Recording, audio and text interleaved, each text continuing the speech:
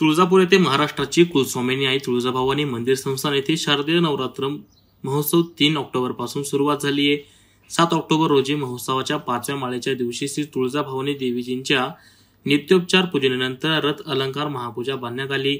भगवान सूर्यनारायण यांनी त्रिलोक भ्रमणासाठी आपला रथ श्री तुळजाभवानी मातेस दिला। याप्रमाणे रथ अलंकार अवतार पूजा मांडण्यास येते अशी आख्यायिका सांगितली आहे।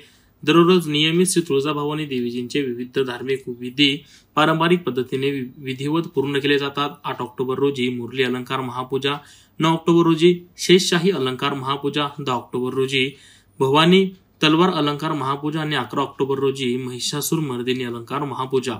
रविवारी 6 ऑक्टोबर रोजी रात्री 4थ्या माळेच्या दिवशी अभिषेक पूजनानंतर देवीजींनी वस्त्र अलंकार चढवण्यात आले। त्यानंतर धूप आरती करण्यात आली।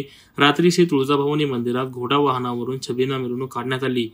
प्रक्षाळ पूजा झाली। रविवार असल्यामुळे असंख्य भाविकांनी या मिरवणुकीत सहभाग केला होता। न्यूज रिपोर्टर हनुमंत मस्तूद, आज 24 तास, माढा। नवनवीन आणि ताज्या